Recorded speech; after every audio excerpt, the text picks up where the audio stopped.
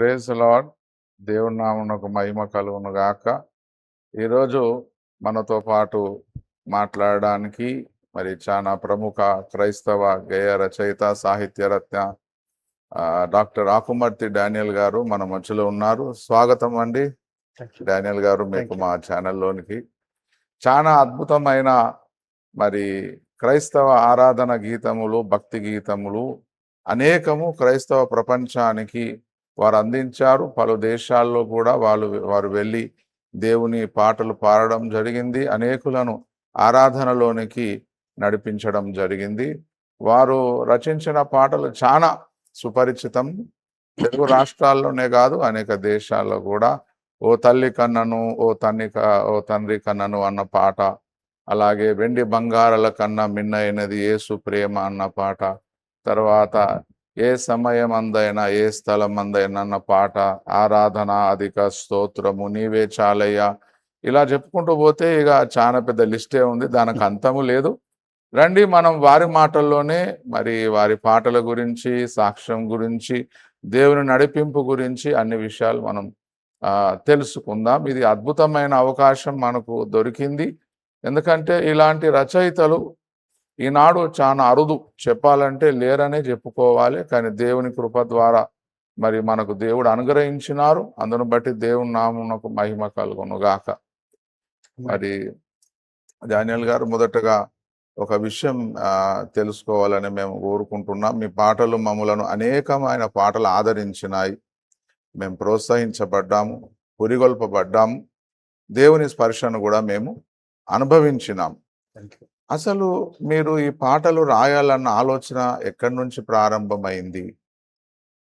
అది కాస్త మాతో పంచుకోవాలని ఆశపడుతున్నాం. చాలా సంతోషం. థ్యాంక్ యూ ఐజక్ రాజు గారు. ఏదైనా ఈ విధంగా మీ స్టూడియోలో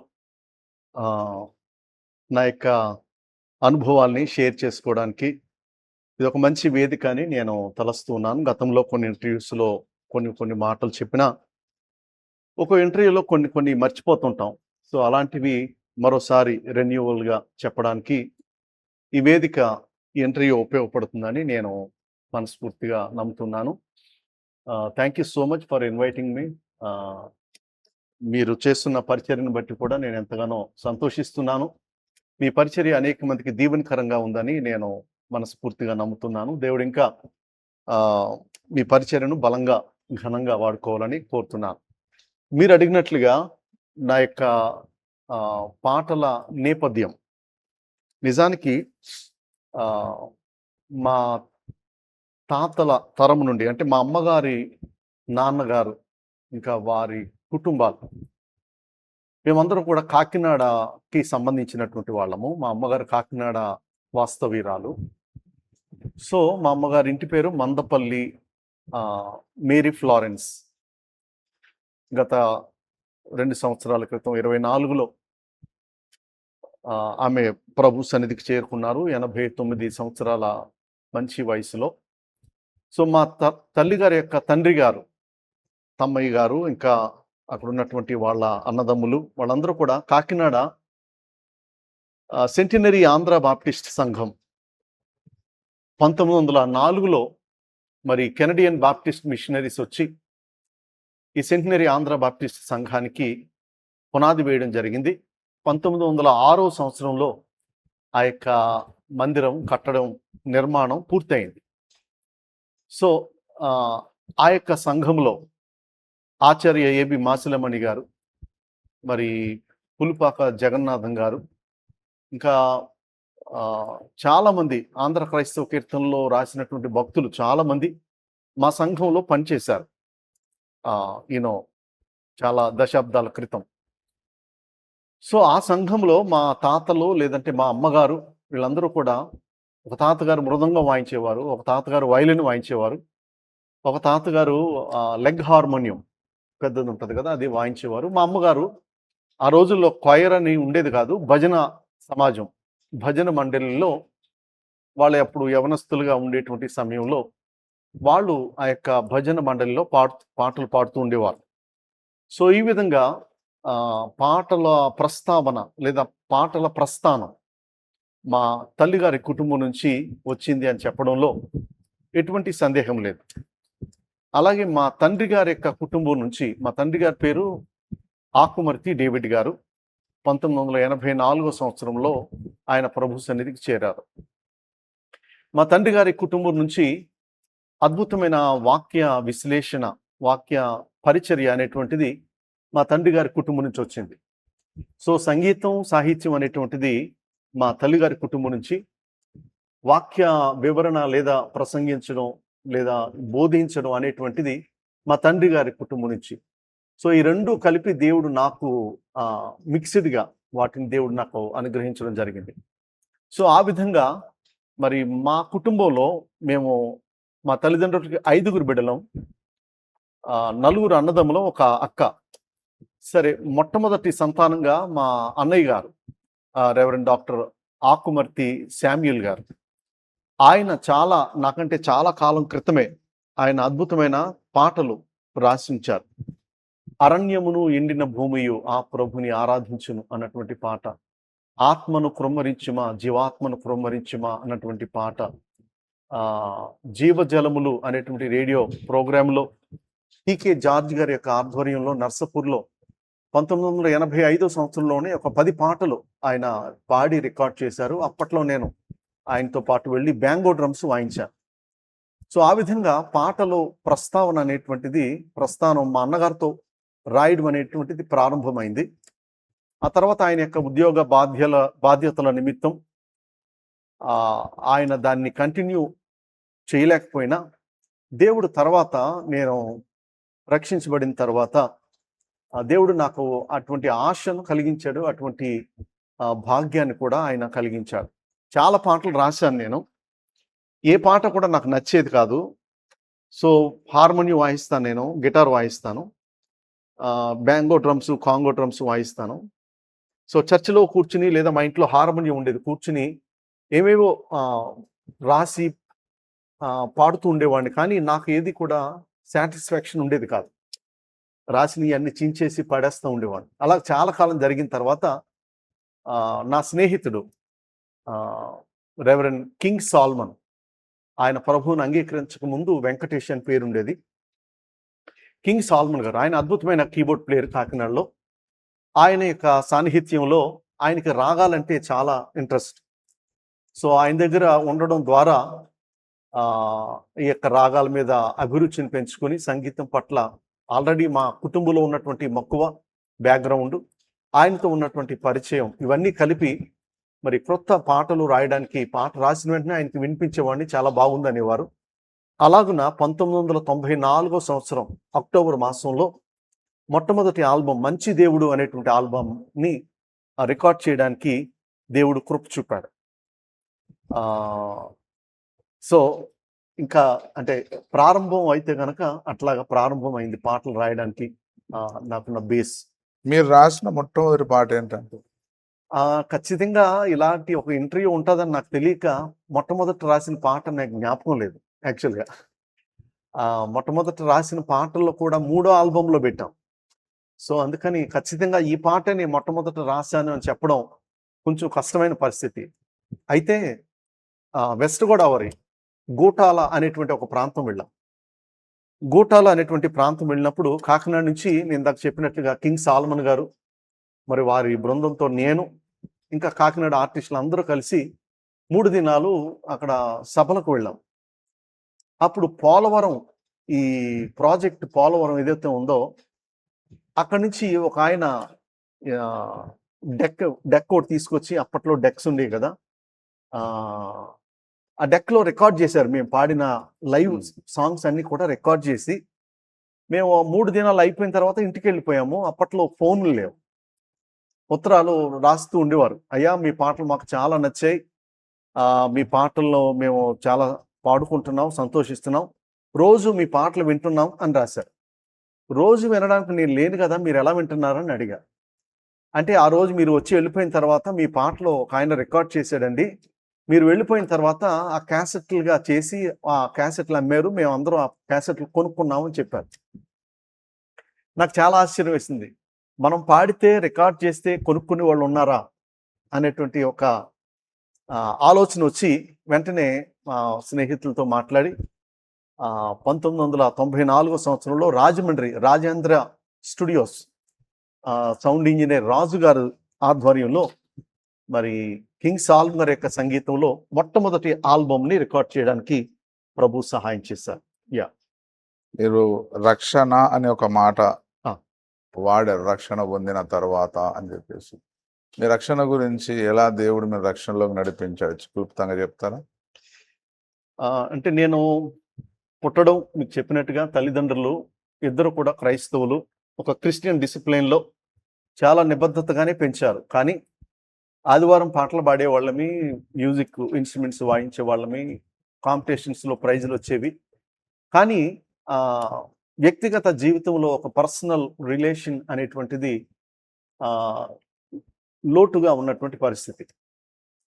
సో దేవునికి సంబంధించిన లేదా బైబిల్కి సంబంధించినటువంటి నాలెడ్జ్, థియరిటికల్ నాలెడ్జ్ అంతా ఉంది.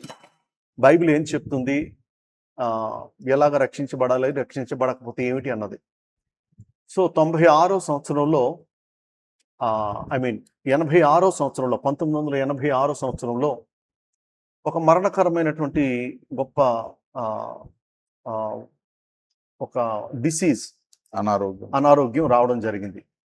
సో అప్పట్లో దాన్ని మెదడువాపు జ్వరం అనేవారు, బ్రెయిన్ ఫీవర్ చాలా ప్రివైల్ అవుతూ ఉంది. అదే సమయంలో నా వయసులో ఉన్న ఒక కుర్రోడే మా ప్రక్క వీధిలో చనిపోయాడు. సో దానికి ఫీవర్ రావడం, ఇంకా కొన్ని సిమ్టమ్స్ ఏవైతే ఉన్నాయో ఆ సిమ్టమ్స్ అన్నీ కూడా నాకు కూడా కనపడ్డాయి. సో మేమందరం ఒక కాకినాడలో ఒక క్రిస్టియన్ ప్రోగ్రామ్ చేయడానికని కూర్చుని మాట్లాడుకుంటున్న తరుణంలో ఈ సిమ్టమ్స్ అన్నీ కనబడుతున్నప్పుడు నాకు మనసులో వేదన కలుగుతూ ఉంది. ఆ బ్రెయిన్ ఫీవర్ వస్తే 24 అవర్స్లోనే మనుషులు చనిపోతున్నారు. ఆ రోజుల్లో చాలా పెద్ద న్యూస్ అది. సో అలాంటి పరిస్థితుల్లో నేను కూడా చనిపోతాను, సో చనిపోవడం అన్నది సమస్య కాదు, చనిపోతే ఎక్కడికి వెళ్తాను అన్నది ఆ ప్రశ్న నాకు సూటిగా కనబడుతూ వచ్చింది. సో ఆ సమయంలో కాకినాడలో కీర్తిశేషులు బిఎం ప్రసాద్ జాన్ గారు, ఆయన యాక్చువల్గా రాయలసీమ ప్రాంతం నుండి కాకినాడ పిఆర్ కాలేజీలో లెక్చరర్గా ఆయన పనిచేయడానికి, మ్యాథ్స్ లెక్చరర్గా పనిచేయడానికి వచ్చాడు ఆయన. సో ఆయన చాలా భారంతో పరిచర్య చేసేవారు. ఒక పక్క కాలేజీలో లెక్చరర్గా పనిచేస్తూనే మిగిలిన టైం అంతా కూడా సువార్త కోసం, ఆయన యొక్క ధనాన్ని అంతా కూడా సువార్త కోసం వెచ్చించేవాడు. సో అలాంటి పరిస్థితుల్లో చాలామంది యవనస్తుల్ని ఆయన రక్షణలోకి నడిపించారు. మేమేంటంటే కాకినాడ బ్యాంకుపేటలో ఉండేవాళ్ళం. ఆయన స్కూటర్ వస్తుందంటే, అప్పట్లో బజాజ్ స్కూటర్ ఉందంటే చిన్న విషయం కాదు. ఆయన స్కూటర్ వస్తుందని అంటే ఎక్కడికక్కడ అందరూ కూడా పరారైపోయేవాళ్ళం, పరుగులు పెట్టేసేవాళ్ళం. ఆయనకి ఎదురుపడితే, ఎరా బైబిల్ చదివావా, ప్రభుని నమ్ముకున్నావా, రక్షించబడ్డావా, మారు మనసు పొందావా, ఇలాంటి మాటలు మాట్లాడుతుండేవారు. సో అందుకని ఆయన్ని తప్పించుకోవడానికి అందరూ పరుగులు పెట్టేవాళ్ళం.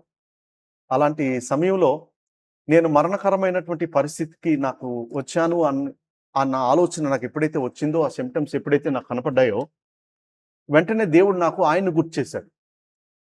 ప్రసాద్ జాన్ గారిని జ్ఞాపకం చేశారు. వెంటనే అక్కడ ఎవరిదో ఉంటే ఒక సైకిల్ తీసుకుని ఒక 4 కిలోమీటర్లు సైకిల్ మీద తొక్కుకుంటూ వెళ్ళి, ఆ రోజు ఆయనది బైబిల్ స్టడీ అవుతుంది బుధవారం.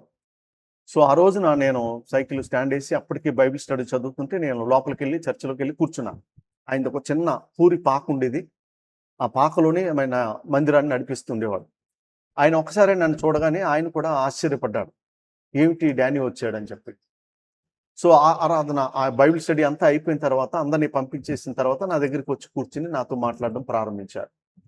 అయ్యా ఏంటి ఎలా వచ్చావు, ఏంటి ఏం జరిగింది అని చెప్పి నాతో కూర్చొని మాట్లాడుతుంటే, ఇక నేను ఒక్కసారి గట్టిగా ఏడవడం ప్రారంభించాను. అయ్యా నేను ఇలా చనిపోయే పరిస్థితిలో ఉన్నాను, నేను చనిపోతే నాకు అభ్యంతరం లేదు, కానీ నేను చనిపోయినప్పుడు నరకానికి పోకూడదు, యేసు ప్రభుని అంగీకరించకుండా చనిపోతే నరకానికి వెళ్ళిపోతాం అని థియరీ అంతా తెలుసు, కానీ ప్రాక్టికల్గా నాకు అనుభవం లేదు, కనుక నాకు భయంగా ఉంది అని చెప్పి ఆ రోజున ఆయన నాతో చాలా విషయాల వాక్యాలు బోధించి పాప క్షమాపణ ఒప్పుకోలు ప్రార్థన చేసుకుని దాదాపు ఇంకా తెల్లవారు 3:30 వరకు అలా కంటిన్యూగా ఏడుస్తూనే మందిరంలో ఉండి ప్రార్థన చేసుకుని రక్షణ నిశ్చయత పొందుకుని ఇంకా ఆ రోజు నుంచి చాలా కాలం ఆయనతో పాటు శిష్యరికం చేసి ఆయనతో పాటు అనేక స్థలాలకు వెళ్ళి సాక్ష్యం చెప్తూ లేదా పాటలు పాడుతూ అలాగా చాలా కాలం చేస్తూ వచ్చానమాట. సో ఆ విధంగా ఒక క్రైస్తవ కుటుంబంలో పుట్టి కూడా ప్రభుని అంగీకరించాలా అని అంటే ఖచ్చితంగా అంగీకరించాలి. ధర్మశాస్త్రోపదేశకుడే అయినటువంటి నికోదేమే ప్రభుని అంగీకరించాల్సిన పరిస్థితి ఉన్నప్పుడు, ఒక సామాన్య విశ్వాసులుగా జస్ట్ చర్చ్ గోయర్గా ఉన్నప్పుడు ఖచ్చితంగా ఏ వ్యక్తి అయినా కానీ ప్రభువుని అంగీకరించినటువంటి అనుభవం గనక లేకపోయినట్లయితే మన జీవిత చివరి స్థితి భయంకరంగా ఉంటుంది. అది నా అనుభవం. స్వస్థత ద్వారా ప్రభు మిమ్మల్ని రక్షణలోకి నడిపించాడు. అంటే నాట్ రియల్లీ ఈ హీలింగ్ కోసమని కాదు ఆ రోజు నేను వెళ్ళింది. అది నిజంగా దానికి సంబంధించిన జబ్బో కాదో కూడా నాకు తెలియదు.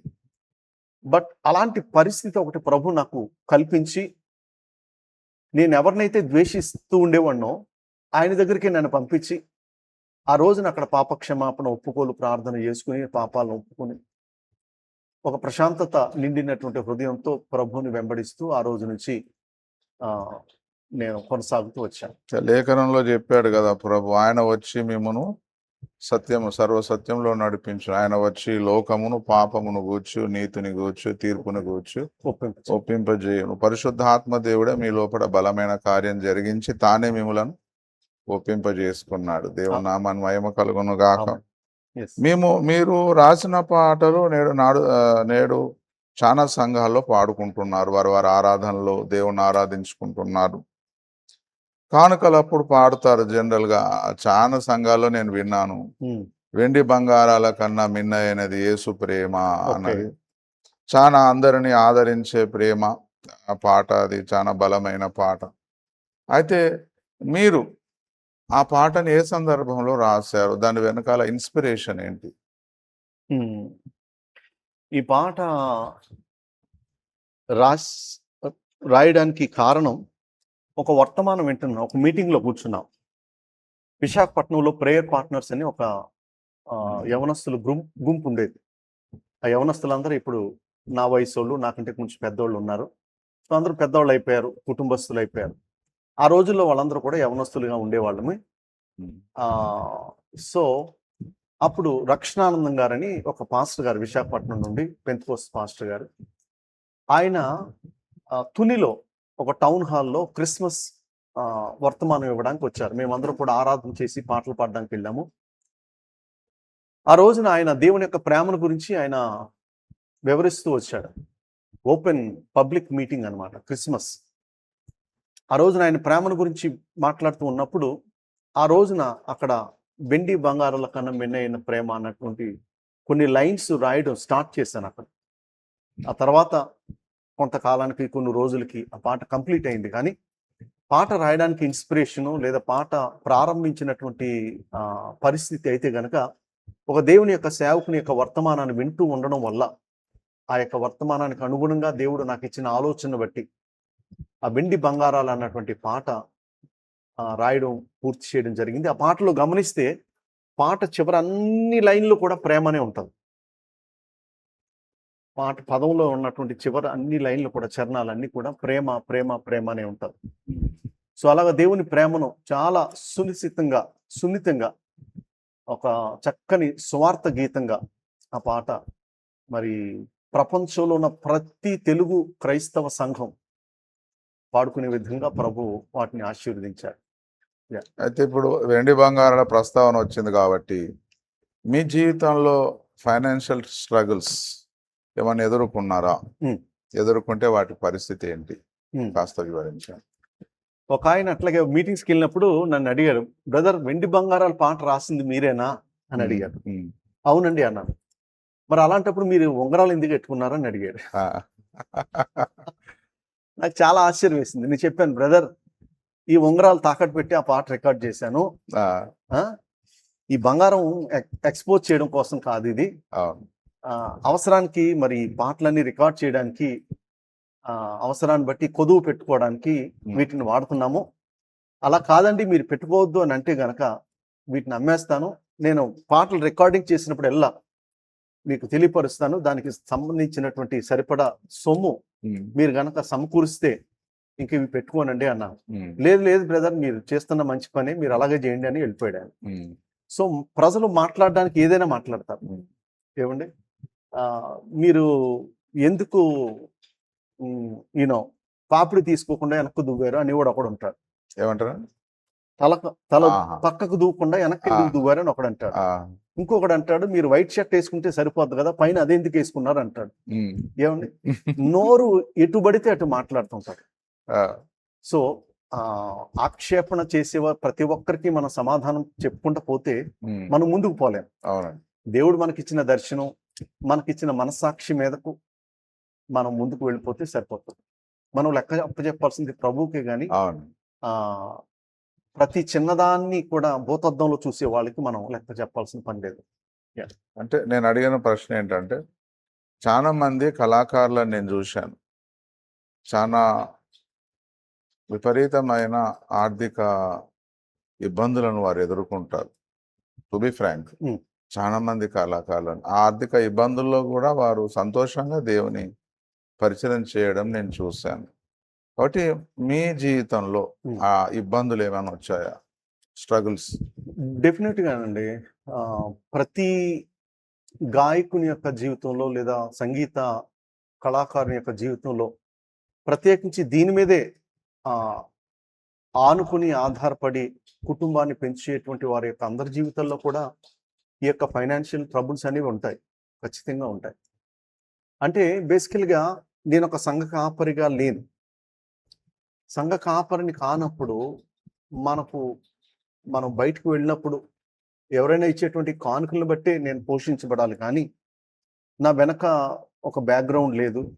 నా ముందు కానీ నా వెనక కానీ ఎవరు పరిచర్యలో ఫుల్ టైం ఉన్నవాళ్ళు లేరు.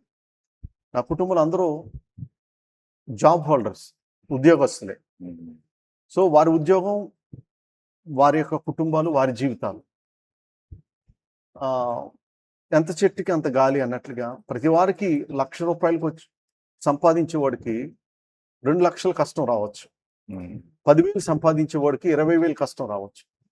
20,000 పెద్ద ఏమి కాదు అన్నట్టుగా ఉంటుంది ₹1,00,000 సంపాదించేవాడికి. వాడు అంత సంపాదిస్తున్నాడు కదా అని మనం వాడిని చూసి అనుకుంటే వాడికి 2 లక్షలు 3 లక్షలు కష్టం వాడికి ఉంటుంది. సో శ్రమ లేకుండా, కష్టం లేకుండా, ఫైనాన్షియల్ ఇబ్బంది అనేది లేకుండా అయితే లేదు. కానీ ప్రతి ఇబ్బందిలోని, ప్రతి సమస్యలోని కూడా దేవుడు ఆయన యొక్క నమ్మకత్వాన్ని నా పట్ల కనుపరిచాడు. నేను ఎప్పుడూ కూడా, నేను కానీ నా కుటుంబం కానీ ఒక్క పూట కూడా మేము పస్తులేము. ఈ రోజు ఒక స్నేహితుడి ఇంటికి వెళ్ళి లేదా మా కుటుంబస్తుల దగ్గరికి వెళ్ళి ఒక ₹100 కోసం, ₹1000 కోసం నేను చేతులు కట్టుకుని నిలబడ్డది లేదు. సో అలాంటి స్థితిలో దేవుడు నన్ను ఉంచాడు. సో అట్లాగా సమస్యలు వస్తూనే ఉన్నాయి. కానీ సమస్యలోంచి దేవుడు తన నమ్మకత్వాన్ని కనుపరుస్తూ పోషించాడు. ఎప్పుడన్నా అనిపించిందా మీకు సేవా జీవితంలో ఈ పరిచర్యలో వస్తున్న ఇబ్బందులను, ఒడిదొడుకులను, ఫైనాన్షియల్ స్ట్రగుల్స్ని బట్టి ఎందుకులే ఇది ఆపేసి వేరే ఫీల్డ్లోకి వెళ్ళిపోదాం, ఇంకా వేరే ఏదైనా పని చేసుకుందాం అని మీకు ఎప్పుడైనా అనిపించిందా అలా? ఒక 30 years బ్యాక్, 30 సంవత్సరాల క్రితం నా స్నేహితుడు ఒక ఆయన గణేష్ అని, ఆయన ఆఫ్రికాలో పనిచేస్తున్నారు. తను ఒకసారి ఇండియాకు వచ్చినప్పుడు నాతో చెప్పాడు, నీకు ఏదైనా ఫైనాన్షియల్ ట్రబుల్ ఉంటే నాకు చెప్పు, నేను నాతో పాటు నేను ఆఫ్రికా తీసుకెళ్ళిపోతాను. ఒక ₹1,50,000 తక్కువ లేకుండా నీకు ఉద్యోగం వచ్చేలాగా నేను చూస్తాను అని చెప్పాడు. నిజానికి వినడానికి చాలా మంచి ఆఫర్ అది. రెండవది 1998వ సంవత్సరంలో బ్రదర్ జోషన్న గారితో కలిసి డాక్టర్ పిజేడి కుమార్ గారు, మేము ముగ్గురం కలిసి దుబాయ్ వెళ్ళడం జరిగింది ఫస్ట్ టైం. దుబాయ్ వెళ్ళినప్పుడు అక్కడ నేను పాడడం, ఆరాధించడం వాళ్ళందరూ చూసినప్పుడు దుబాయ్లో ఉన్నటువంటి సంఘం వాళ్ళు నన్ను అడిగారు, డానియల్ గారు మీరు ఇక్కడ ఉండిపోండి దుబాయ్లో, మీకు మంచి శాలరీ ఇప్పిస్తాము, ఇక్కడ మంచి ఉద్యోగం ఇప్పిస్తాము, మీ యొక్క లైఫ్ స్టైల్ చాలా బాగుంటుంది అని చెప్పి 98వ సంవత్సరంలో నాకు ఆఫర్ ఇచ్చారు. కానీ నాకు అప్పుడు అనిపించింది ఏంటంటే, దేవుడు నాకు ఇన్ని తలాంతులు ఇచ్చి పాటలు రాయడానికి, ఇన్స్ట్రుమెంట్స్ వాయించడానికి, వాక్యాన్ని బోధించడానికి ఇన్ని తలాంతులు ఇచ్చింది కేవలం 4 గదుల మధ్య ఉండిపోవడం కోసం కాదు అని దేవుడు నాతో మాట్లాడాడు. 4 గదుల మధ్య ఆ చర్చ్‌లోనే నేను ఒక ఎంప్లాయీగా ఉండిపోయి నేను పాడుతూ, వాయిస్తూ ఉంటే నాకు వాళ్ళు మంచి జీతం ఇచ్చుండేవారు. ఓన్లీ ఫ్రైడేనే అక్కడ సర్వీస్ ఉంటది. రెస్ట్ ఆఫ్ ద డేస్ నేను మళ్ళా ఉద్యోగం చేసుకోవడానికి వాళ్ళ ఉద్యోగం కూడా ఏర్పాటు చేస్తా అన్నారు. కానీ దేవుడు నా పట్ల కలిగి ఉన్నటువంటి పిలుపు అది కాదు అని నాకు చాలా స్పష్టంగా అర్థమైంది. మరలా ఇండియా వచ్చేసాను. ఇండియా వచ్చేసాక మరలా అవే కష్టాలు. అంత మాత్రాన మరలా వెనక్కి తిరిగి దుబాయ్ వెళ్ళిపోవడానికి నేను ఎప్పుడు కూడా ఆశపడలేదు. సో 2009 సంవత్సరంలో అమెరికాలో బైబిల్ కాలేజ్ చదవడానికి వెళ్ళాను. బైబిల్ కాలేజ్ అయిపోయిన తర్వాత 2010 ముగిసిన తర్వాత నేను తిరిగి ఇండియా వచ్చేస్తుంటే అక్కడ ఉన్న వాళ్ళందరూ కూడా తెలుగు వాళ్ళు నన్ను పిచ్చోడిని చూసినట్టు చూశారు. ఇక్కడికి వచ్చి మరలా ఇండియా వెళ్తానంటావు ఏంటి? ఇక్కడే ఏదో ఒక ఉద్యోగం చేసుకో, ఇక్కడ ఇంకో కోర్సు జాయిన్ అవ్వు, నీ కుటుంబాన్ని ఇక్కడికి రప్పించు అని చెప్పి నాకు చాలా హితబోధ చేశారు వాళ్ళ దృష్టిలో. మరలా నాకు అదే కమిట్మెంట్. ఇక్కడే ఉండిపోతే నాకు దేవుడిచ్చినటువంటి నాకు ఇచ్చిన అభిషేకం లేదా నాకు ఇచ్చిన తలాంతులు కేవలం అక్కడ ఒక ఫ్యామిలీ సెటప్ కోసం నేను వాటిని దాచిపెట్టడం కరెక్ట్ కాదు. శ్రమైనా కష్టమైనా కానీ ప్రభు కోసం చివరి వరకు జీవించాలి, పాడాలి, ప్రకటించాలి. అనేక తావుల్లో ప్రజల్ని ప్రభు కోసం మేల్కొల్పాలి అన్నది నా ఆలోచన. కనుక ఫైనాన్షియల్ ట్రబుల్స్ ఉన్నా కానీ వీటన్నిటిని అధిగమిస్తూ మరి ఒక సౌకర్యవంతమైన జీవితాన్ని ప్రామిస్ చేసిన మనుషులు వాటిని ప్రభు నా పట్ల కలిగి ఉన్నటువంటి పిలుపుని నేను అర్థం చేసుకుని వాటిని విడిచిపెట్టి నేను సేవలో కొనసాగుతూ వచ్చాను. మరొక ప్రశ్న అండి. ఇప్పుడు మీరు ఏమన్నారంటే వెండి బంగారాల కన్నా మిన్నైన ప్రేమ అనేది ఒక దైవజనుని ప్రసంగం మీదకి వెళ్ళి మీరు రాసిన అన్నారు. ఓకే. దావీదు జీవితాన్ని మనం బైబిల్ గ్రంథంలో చూస్తే తనకు చాలా గాయాలైనాయి. దావీదు పొందుకున్నంత గాయాలు ఇంకెవరు పొందుకోలేదేమో, అన్ని గాయాలు. ప్రతి గాయమును ఆయన ఒక పాట రూపకంలో ఆయన చేసుకోగలిగాడు. ఆయన పాపంలో పడిపోయినప్పుడు కూడా ఒక పాట రాశాడు, తిరిగి లేచినప్పుడు కూడా ఒక పాట రాశాడు. మీ జీవితంలో బాగా లోతైన గాయం జరిగిన సందర్భం, ఆ లోతైన గాయంలో నుంచి వచ్చిన ఒక మధురమైన గీతం, ఒక చిన్న సాక్ష్యం చెప్పండి.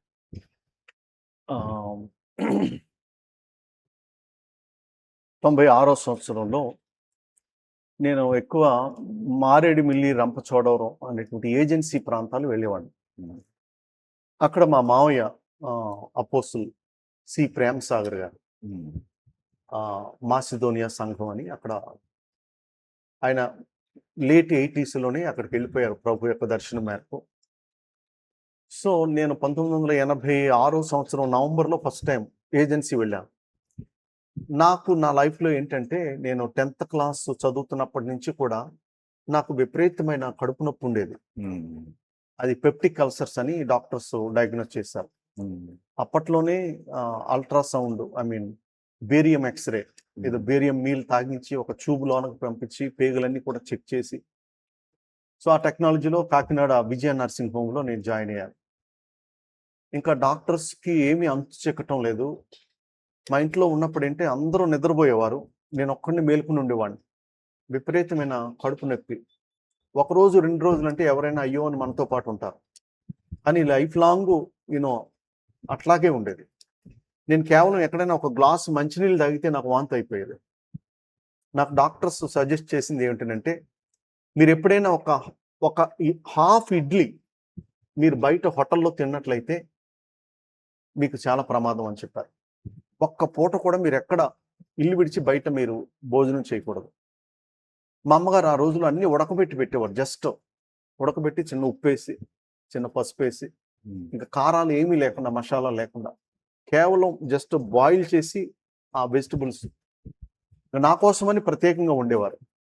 నేను తినకపోతే ఇంకా ఇంట్లో ఎవరు దాన్ని తినడానికి అవకాశం లేదు. కుక్కకు పెడితే కుక్క కూడా తినేది కాదు. అలాంటి తిండి నేను ఒక 14 సంవత్సరాలు తిన్నాను. కేవలం పెరుగన్నం తిన్నాను. సో బయట అడుగు పెట్టడానికి లేదు. అయినా కానీ నేను ఏజెన్సీ మీటింగ్స్కి వెళ్ళిపోయేవాడిని, అక్కడ పరిచయం చేసి వచ్చేవాడిని. వచ్చి 2 నెలలు 3 నెలలు సిక్ కంటిన్యూగా. అలాంటి పరిస్థితుల్లో డాక్టర్స్ నేను చనిపోతాను అనుకున్నారు. మా ఇంట్లో వాళ్ళు కూడా ఇంక నేను బ్రతకను అనుకున్నారు. నాకు కూడా అనుమానం వచ్చేసింది. కానీ అలాంటి పరిస్థితుల్లో వ్యాధి బాధ సమయంలో కష్ట సుడుల తరంగంలో ఏమున్నా లేకున్నా ఏ స్థితికైనా చాలిన దేవుడువు నీవు అనేటువంటి ఒక అద్భుతమైన పాట.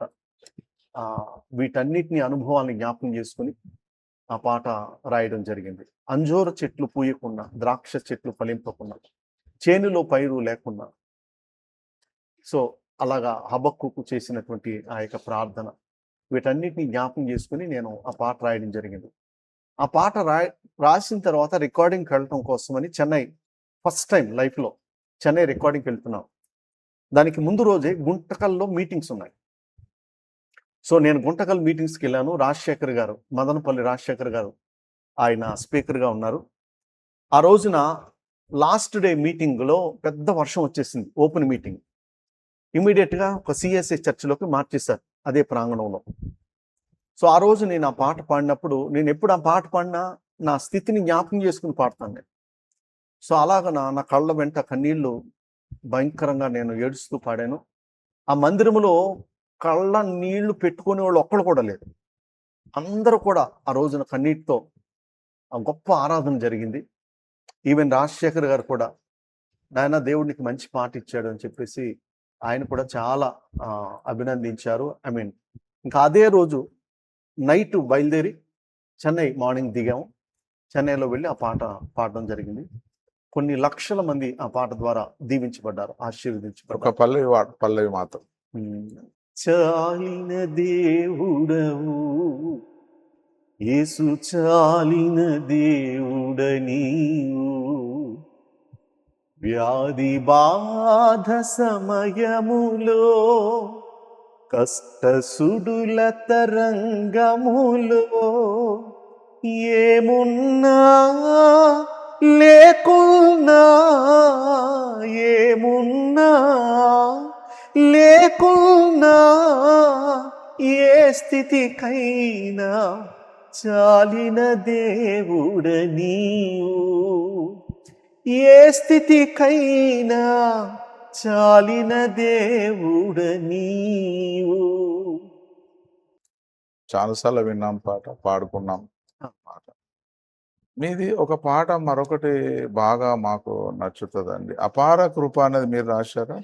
అపార కృప అన్నది నేను రాయలేదు, కానీ పాడారా? నేను పాడాను. ఎవరు రాశారని మరి పాట? నవీన్ జ్యోతి గారి యొక్క తండ్రి గారు, అపార కృప వర్షంబు నాపై. అవును. పల్లవి వాడతారా మా కోసం? చాలా కాలం అయింది. నాకు తెలుసా సెలబ్రేషన్ 2000 ఆల్బమ్ లో సాంగ్ అది. నవీన్ జ్యోతి గారు. అవునండి, నవీన్ గారు తెలుసు కదా. అవును, తెలుసు. ఏఆర్ రెహమాన్ గారు చేస్తారు. అపార కృప వర్షంబు నాపై వర్షింపగదే ప్రభువా,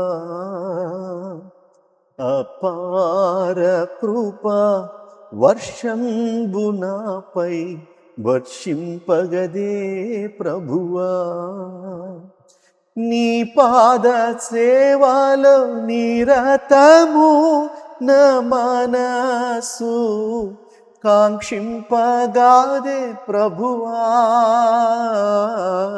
కాంక్షింపగాదే ప్రభువా, అపార కృప వర్షంబు నాపై వర్షింపగదే ప్రభువా. దేవుని నామానికి స్తోత్రం. చాలా సార్లు కూడా విన్నాం ఆ పాట. అప్పుడు 2000 లో రిలీజ్ అయింది అనుకుంటా. అప్పుడు అపార కృప వర్షంబు నాపై కుమ్మ, ఓ తల్లి కన్నను ఓ తండ్రి కన్ను అన్న పాట కూడా అసలు చాలా మంది పాడంగా నేను విన్నాను. చాలా సంఘాలు ఇప్పటికీ నేటికి వాడుకుంటున్నారు ఆ పాట. ఆ పాట గురించి, ఆ బ్యాక్గ్రౌండ్ ఏంటి, మీ ఇన్స్పిరేషన్ ఏంటి, ఎలా రాశారు, ఎటువంటి పరిస్థితుల్లో రాశారు? చాలా మంది తండ్రి ప్రేమ కోసమో లేదా తల్లి ప్రేమ కోసమో, తల్లిదండ్రుల ప్రేమ అందక చనిపోయారు అన్నది మనం ఎక్కడ వినం, అది ఎక్కడ జరగదు. కానీ నా ప్రేయసి నన్ను మోసం చేసింది అన్నటువంటి కేసుల్లో యూత్ చూసుకుంటే 100% మరణాల్లో ఇదే రీజన్. అది ఒక కాలేజీ స్టూడెంట్స్ మధ్య కావచ్చు, లేదంటే వివాహం అయ్యి కూడా యూనో ఎక్స్టర్నల్ రిలేషన్స్ ఇప్పుడు ఈ జనరేషన్ లో ఎక్కువ అవే నడుస్తున్నాయి. ఉండడం వల్ల కావచ్చు, భార్య ఉంటుండగా వేరే వ్యక్తితో, లేదా భర్త ఉంటుండగా వేరే వ్యక్తితో, అవన్నీ కూడా బహిర్గతమైనప్పుడు. సో ఇలాంటి ఒక ప్రేమ కోసం మనుషులు చనిపోవడం లేదా చంపడం, ఇవి జరుగుతూ ఉన్నాయి. చాలా కాలం క్రితం చూసాం విజయవాడలో ఒక కాలేజీలో ఆ బల్లకి ఒక కత్తిని గుచ్చి అమ్మాయిని ప్రేమించమని అడిగి, అమ్మాయి ప్రేమించకపోతే కాలేజీ క్లాసులోనే అమ్మాయిని చంపేసిన ఉదంతం. సో అలాగా చూసుకుంటే గనక నిజానికి తల్లి ప్రేమ కంటే, తండ్రి ప్రేమ కంటే కూడా దేవుని యొక్క ప్రేమ గొప్పది. మదనపల్లిలో ఈ కరోనా టైంలోనే మనం వింటే గనక ఒక తల్లి ఎదిగినటువంటి వయసు వచ్చినటువంటి తన 2 కుమార్తెల్ని కూడా ఒక డంబుల్ సహాయం తీసుకుని వచ్చి వాళ్ళని తల మీద మోది చంపేసింది. ఆవిడ యొక్క లాజిక్ కాన్సెప్ట్ ఏంటంటే ఆవిడ శివభక్తురాలు అని తర్వాత విశ్లేషణలో తెలిసింది. సో శివుడు మరలా బ్రతికిస్తాడు నా కూతుర్ని అని చెప్పి చంపేసింది. ఎక్కడికి పోయింది ఈ తల్లి ప్రేమ? ఎక్కడికి పోతుంది ఈ తండ్రి ప్రేమ?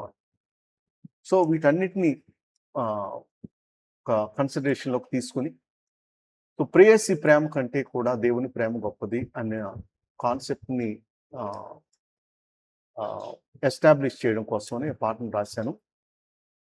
నేను ఒక ఎమర్జెన్సీ ఐసీయూలో మా ఫ్రెండ్ ఒక అమ్మాయి తనని రిజెక్ట్ చేసిందని చెప్పి సూసైడ్ చేసుకుని చావు బతుకుల మధ్య ఐసీయూలో ఉంటే, నేను ఐసీయూలోకి వెళ్ళి వాడి దగ్గర కూర్చుని వాడితో మాట్లాడి వాడికి పాట పాడి దేవుని ప్రేమను గురించి చెప్పాను. ఈరోజు కూడా అతను సజీవంగా ఉన్నాడు దేవుని కృపను బట్టి.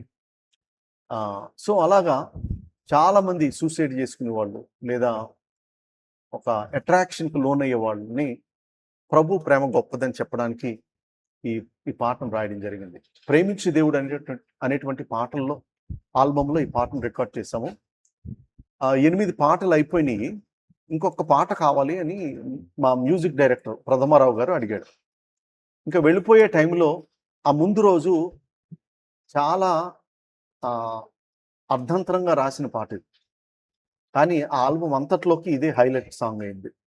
అందరికీ చేరువైంది పాట. అంటే అందరూ కూడా దాన్ని ఓన్ చేసుకున్నారు. నిజమే కదా, ఇది నా కోసమే అన్నట్టుగా ఆ పాటను తీసుకున్నారు. సో ఆ విధంగా ఆ పాటను రాయడం జరిగింది.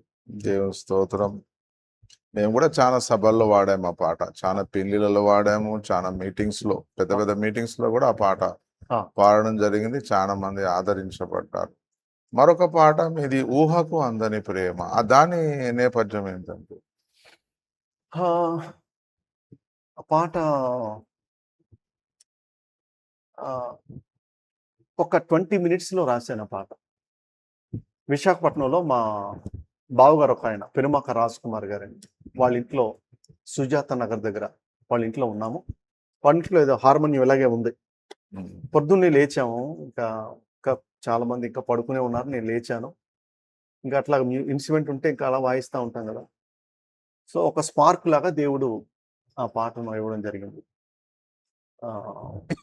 జీవితం అంతా పోరాటం, ఏదో తెలియని ఆరాటం, నిత్యం ప్రేమకై వెతకటం, దొరకకపోతే సంకటం, మనుషుల ప్రేమ కొంచెం, ఆ ప్రేమకు కూడా లంచం, యేసు ప్రేమ అది సార్థకతం, జీవితానికి సార్థకతం అని ప్రభువుని ప్రేమను హైలైట్ చేస్తూ, లోక ప్రేమల్ని కంపేర్ చేస్తూ, దేవుని ప్రేమ అది శాశ్వతంగా నిలిచే ప్రేమ, మనుషుల ప్రేమ చంచలం, అది ఈరోజు ఉన్నది రేపు ఉండదు, ఈరోజు లేనిది రేపు ఇంకోటి కలగచ్చు. సో దేవుని ప్రేమ అది శాశ్వతం అని చెప్పి అట్లాగా రాయడం జరిగింది. అదే రోజు ఒక పెద్ద ఆయన, ఒక దగ్గర 75 సంవత్సరాలు ఆయన వస్తే, నేను పాడుకుంటుంటే వచ్చాడు ఆయన. నిజమేనండి, ప్రేమ కూడా లంచమే ఈ రోజుల్లో అని ఆ పెద్ద ఆయన 75 సంవత్సరాలు అప్పటికే ఆయన దాన్ని చాలా తీసుకున్నారు. తర్వాత ఆ పాటను రికార్డ్ చేశాము. షూటింగ్ నైరోబి, ఆఫ్రికా దేశం వెళ్ళినప్పుడు నైరోబిలో ఆ పాటను పాడాము. వాళ్ళకి భాష రాకపోయినా వాళ్ళకి కొన్ని మాటలు చెప్పి ఇంగ్లీష్లో తర్జుమా చేసి పాడినప్పుడు వాళ్ళు కూడా నాతో పాటు ఆ పాటను నేర్చుకుని పాడారు. యూట్యూబ్లో కూడా ఆ పాట ఉంది. చూశాను ఆ యా. పాట. చూశాను. దేవుని స్తోత్రం. మరి మీరు ఎన్ని దేశాలు తిరిగారు ఇప్పటి వరకు? దాదాపు ఒక 11-12 దేశాల్లో తిరిగాను. 12 దేశాలు. ఆ, పాటల పరిచయలోనే వెళ్ళారా? పాటలో వాక్యం వాక్య పరిచర్య. ఫస్ట్ టైం ఒక్కసారే దుబాయ్ వెళ్ళినప్పుడు ఓన్లీ పాటల కోసమని వెళ్ళాను. ఇంకా తర్వాత ప్రతిసారి కూడా ప్రతి కంట్రీ, అంటే నేను హైదరాబాద్ ఏసిటీసీలో బైబిల్ కాలేజ్ 4 years థియాలజీ చేశాను. తర్వాత 2 years కోర్స్ కోసమని న్యూయార్క్, ఉమ్. అమెరికా దేశంలో న్యూయార్క్లో సాల్స్బరీ అనేటువంటి ప్లేస్లో Pine Crest Bible Training Centre, దాంట్లో ట్రైనింగ్ అయ్యాను. సో థియాలజికల్ బేస్ ఉంది, అలాగే సంగీతపరమైన బేస్ ఉంది. సో రెండు కలగలిపి నేను ఇప్పుడు పరిచర్లో ముందుకు వెళ్తున్నాను. ఇది మరొక పాట, ఆరాధన అధిక స్తోత్రం అనేది బాగా మేము ఉమ్. విన్నాం, పాడుకున్నాం కూడా, పాడుకుంటాం కూడా. మొన్న ఈ మధ్య జ్యోతిరాజు గారు కూడా దాన్ని రీమేక్ చేసినట్టు మేము చూసాం. Yes. వారు కూడా చాలా బాగా చేశారు, ఎక్సలెంట్ ఉంది. దాని నేపథ్యం ఏంటంటే? అది అంటే ఒక వర్షిప్ సాంగ్ కోసమని అట్లాగా చేయడం జరిగింది. ఉమ్, యాక్చువల్గా ఒరిజినల్ సాంగ్ ట్రాక్ పాడింది చెన్నైలో హేమజాన్ గారు పాడారు. ఆ తర్వాత ఆ, ఆ, జోయల్ జోయల్ అని ఒక బెంగళూరులో ఒక ఆయన, సమర్పండి బ్యాండ్ అని ఉంటుంది. ఉమ్. ఆయన తమిళ్లో ఆయన పాడాడు. తర్వాత తెలుగులో ఇంకా ఇంకా చాలా వెర్షన్స్ ఉన్నాయి, యూట్యూబ్లో కొడితే నాకు తెలియని వాళ్ళు అందరూ కూడా పాడారు. అయితే జ్యోతిరాజు గారు, అన్న ఇలాగ మీ కొన్ని పాటలు చేస్తున్నాము, మీ పర్మిషన్ కావాలి అని చెప్పి ఆయన అడిగి ఆయన చేసుకున్నారు. ఆ బెంగళూరు జోయిల్ కూడా అట్లాగే నన్ను పర్మిషన్ అడిగి చేసుకున్నారు. అలాగే క్రిస్టఫర్ గారు, లిలియన్ వాళ్ళు కూడా పాడారు. ఇంకా చాలా మంది ఎవరెవరు పాడారు. అయితే ఒరిజినల్గా రికార్డులో మాత్రం హేమజాన్ గారు పాడారు. అద్భుతమైన పాట ఇది. విశాఖపట్నంలో ఆరాధన టైంలో బిషప్ ఎంఏ పాల్ గారు, క్రైస్ట్ చర్చ్ మినిస్ట్రీస్, వాళ్ళ ఆరాధనలో పాడుతూ ఉంటుంటే మరలా పాడానివారు, మరలా పాడితే మరలా పాడానివారు, ఒక సర్వీస్లో కంటిన్యూగా 5 times అదే పాట పూర్తిగా పాడాను. Everybody were in tears and I was in tears and great moment of the Holy Spirit we could visibly seen those days. మీ పాటలు ఎవరైనా వాళ్ళు చేస్తే మీకు ఎలా అనిపిస్తుంది? అంటే జనరల్గా చర్చెస్లో పాడుకుంటే ఎవరికేమి ఇబ్బంది ఉండదు. కానీ ఈ మధ్య చాలా మంది యూట్యూబ్లో కానీ, ఇన్స్టాగ్రామ్లో కానీ, ఫేస్బుక్లో కానీ చాలా మంది కవర్ సాంగ్స్ చేస్తున్నారు. పాత తాతల ముత్తాతల అప్పటి పాటలు కవర్ సాంగ్స్ చేస్తున్నారు. తర్వాత 80s 90s ఉన్న సాంగ్స్ కూడా మళ్ళా వాటిని రీమేక్ చేస్తున్నారు, కవర్ చేస్తున్నారు. ఎందుకంటే నెక్స్ట్ జనరేషన్కి అందియాలనో వారు ఏదో ఉద్దేశంతో అయితే చేస్తున్నారు. అలాగే మీ పాటలు కూడా చేసే వాళ్ళు కూడా ఉంటారు. మీకు మీరు ఎట్లా రిసీవ్ చేసుకుంటారు దాన్ని? సో దీనికి సమాధానం కేవలం మీకే మాత్రమే కాదు, చూస్తున్న వ్యూవర్స్ అందరికీ కూడా ఇదొక స్టాట్యుటరీ వార్నింగ్ చెప్పడానికి నేను ఇష్టపడుతున్నాను. ఈ కవర్ సాంగ్స్ అనేటువంటి వాటి గురించి స్వరశిల్పి డాక్టర్ పిజేడి కుమార్ గారు ఒక మంచి మాట చెప్పారు.